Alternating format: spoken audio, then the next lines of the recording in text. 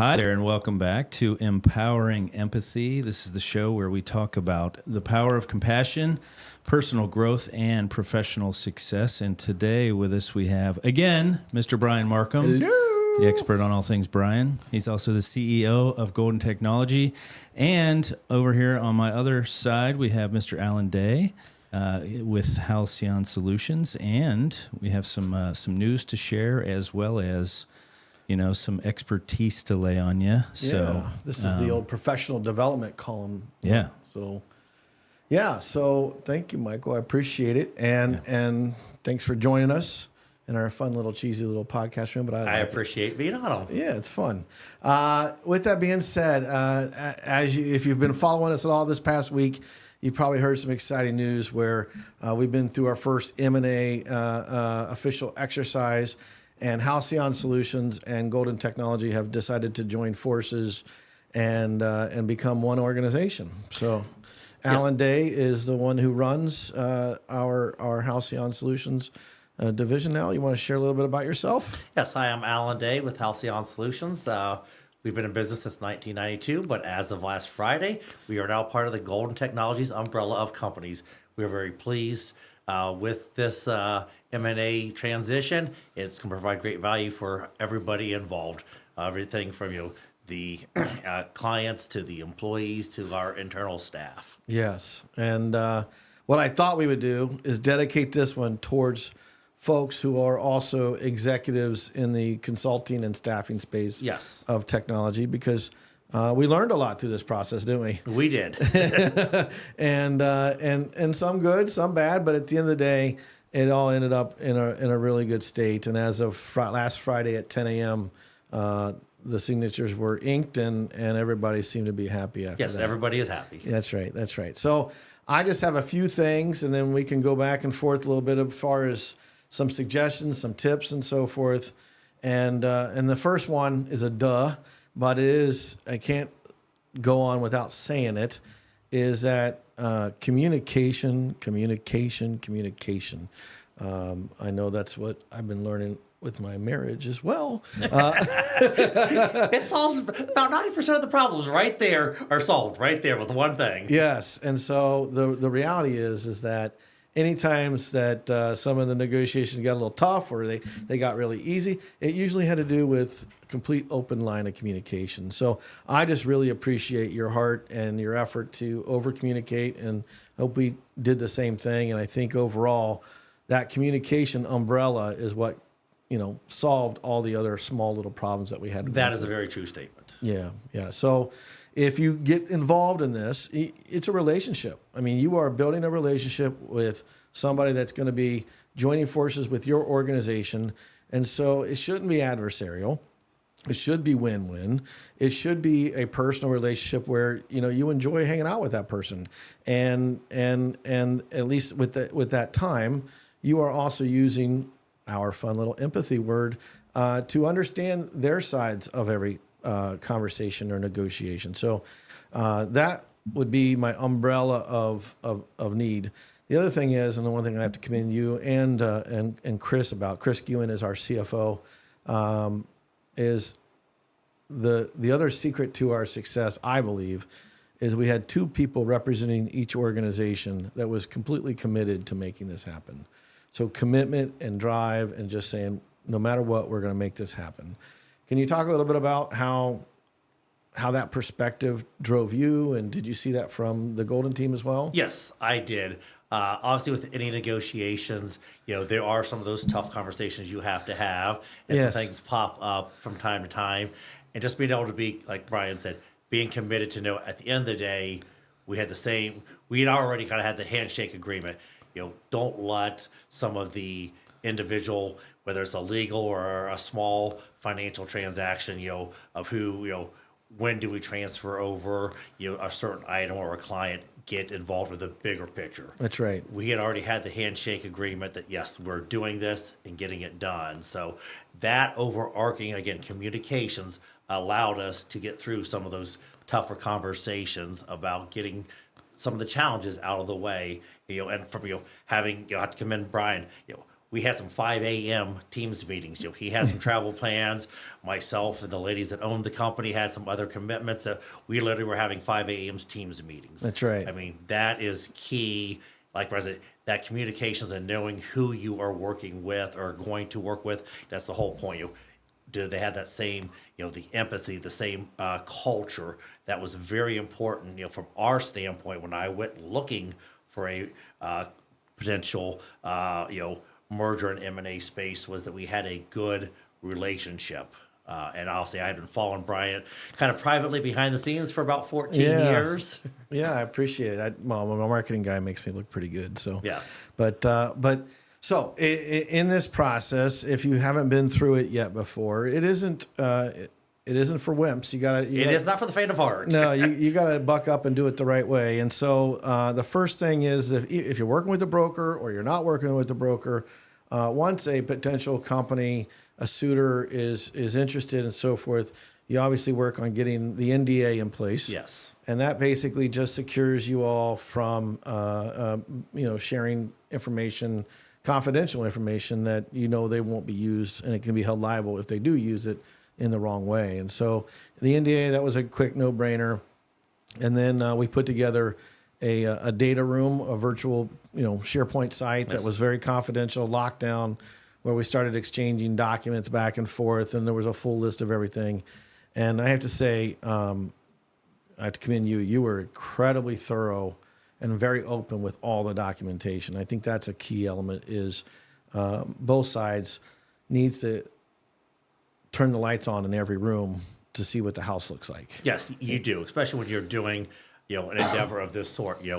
They, obviously the potential purchaser wants to know everything about you. I also need to know some information about you as well, because, I had picked Brian out as my first choice. So, but I also had to make sure that my kind of, hate to use the word, perception from the media side and, was and what little we knew, what I knew, would he take a telephone call from a gentleman that he hadn't talked to in nearly 14 years? Yeah, it was and actually stuff like cool. that. So, make sure that suitor was what I truly thought he was going to be. Right. And it has worked out beautifully. Like I said, Brian said, it is not for the faint of heart. There have been some tough conversations Brian and I have had. That's right. And then stuff like that. So then once you get the documentation in and you evaluate the organization and you have some real conversations about what's it going to take numbers wise and all this fun stuff, then you get to the LOI, the letter of intent. And so a letter of intent is just that. It's not doesn't obligate you to the deal 110%, but Correct. It does show goodwill that both parties are very interested. And I have to say with ours, at first I was like, man, Halcyon is like negotiating as if this is the contract and not the LOI. I don't know if you remember that. Like we had every single little nuance down, and who was going to hold money and who was going to do this, and we got heavily involved. And even my lawyer was like, geez, but looking back at it, being that thorough in the LOI allowed the rest of the process to go smoother. Wasn't completely smooth, but it was a lot smoother because we had 90% of the negotiations already done. Yes, that is true. That LOI, coming, from that made the negotiations, like I said, there was only maybe 8-10% to really negotiate because we had already tied it down, from the good things that our attorneys did, also some of the background I give Chris Ewan, the CFO of Golden, and myself coming from an accounting standpoint, we kind of had the data side down. Down Then it was about evaluating that data, them using their outside sources, their lawyers, their CPAs and things along those lines. And then myself doing the same thing on our side. Is it a good match? Are they able to do the things they say they do? For those who are on the selling side, you want the deal to go through, but also, do they have the cash to pay you at the end of the day? Yes, you don't want to leave any chips on the table. Yes, That's right. Yeah, exactly. So I also, from being the purchaser, make sure that the company has the wherewithal to get it, and they have their credit lined up, at the end of the day. Yeah, and so once we, and I will say, so a letter of intent was the next big piece. I think that was our success. And the other secret to our success, and I would highly advise, is so usually if you're a ADHD entrepreneur, CEO like me, you don't have that attention to detail. Sometimes you can get lost in some of the details.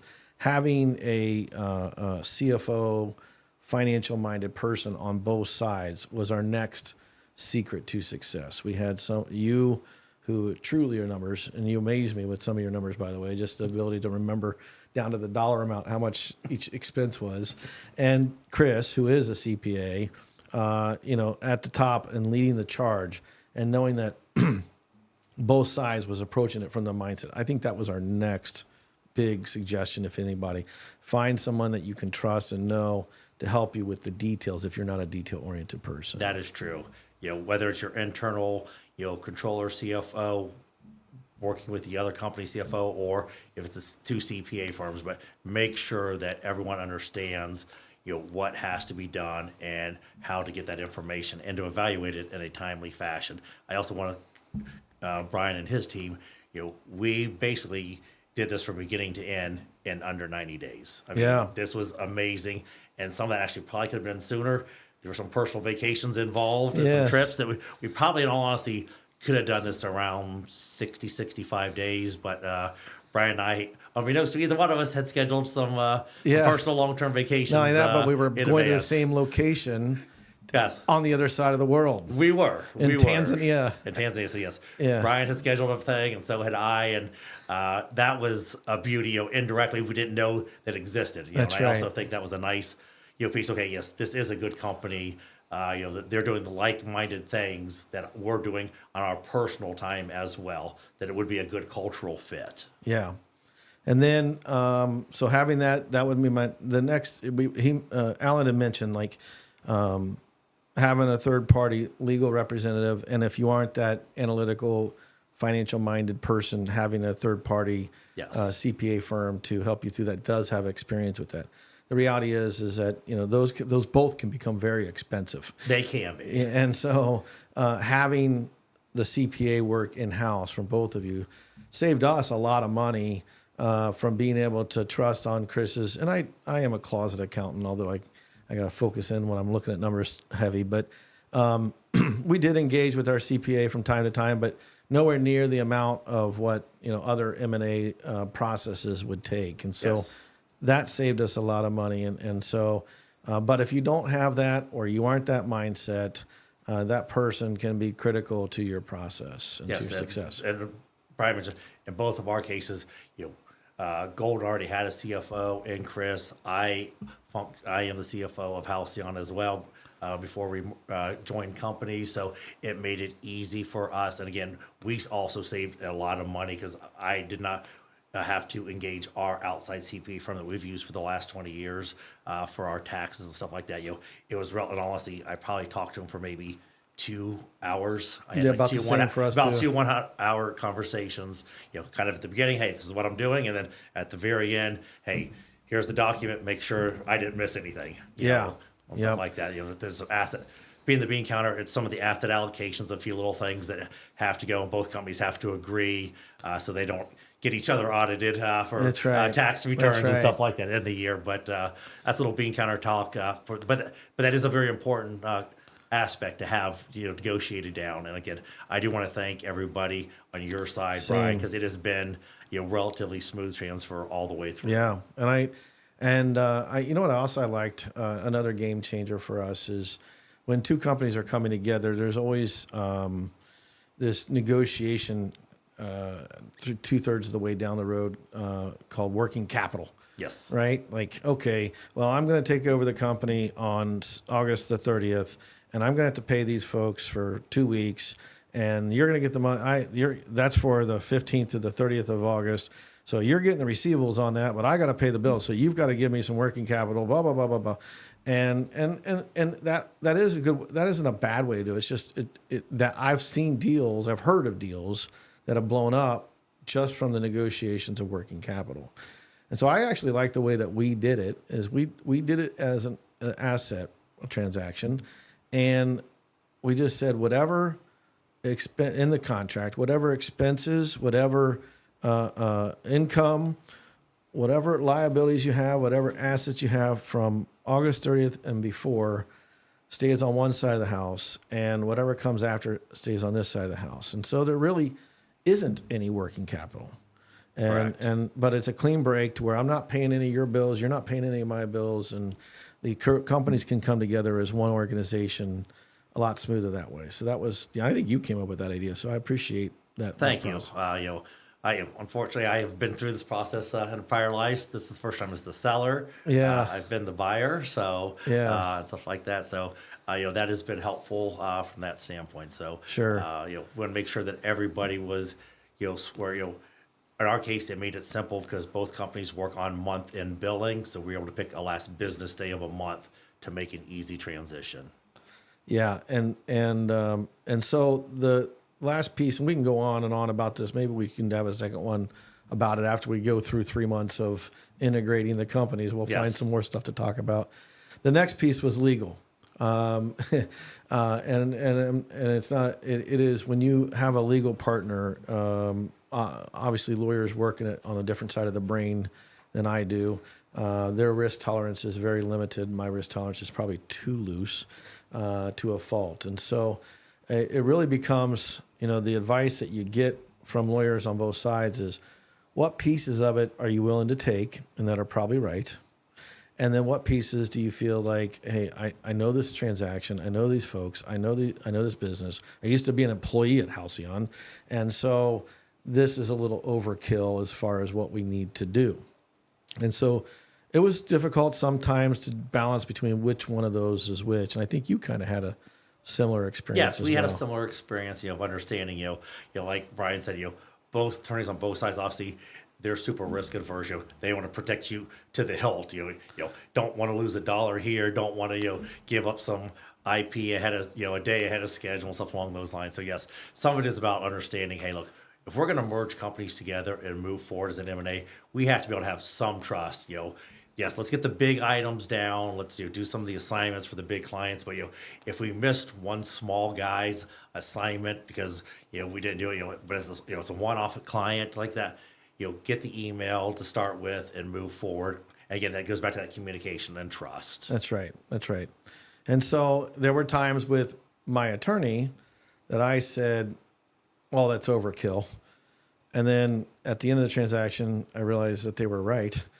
Yes. And that I probably should have done that. Or we end up doing it because they insisted that we do it. Yes. And then there were things that we did that ended up being not necessary. So you have to understand most of these lawyers don't have the industry knowledge either. They don't have the domain expertise of our industry. So when you're talking about vendors, that's not a liability. That's an asset because of your consultants that are working, right? That was one thing I had to teach the lawyers what all that was about. And so getting all those documentation, there's a lot that I should have trusted the lawyers more and at least started communicating those with those earlier. So that was the next lesson that I learned at least.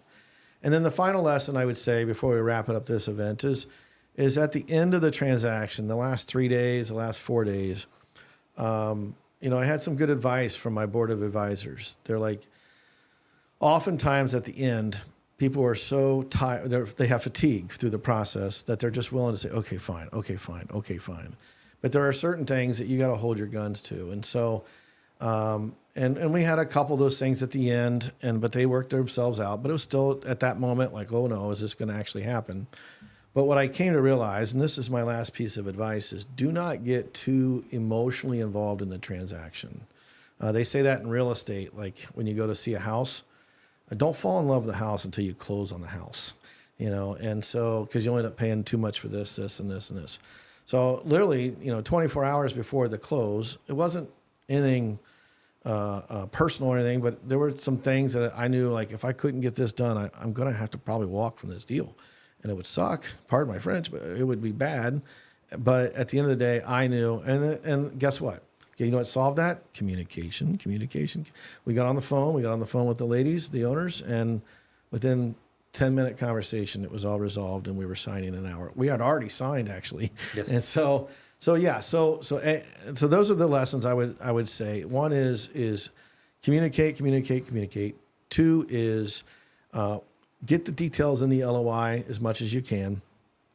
3 is get people in each one of the organizations fully invested in and really spending a lot of time in this.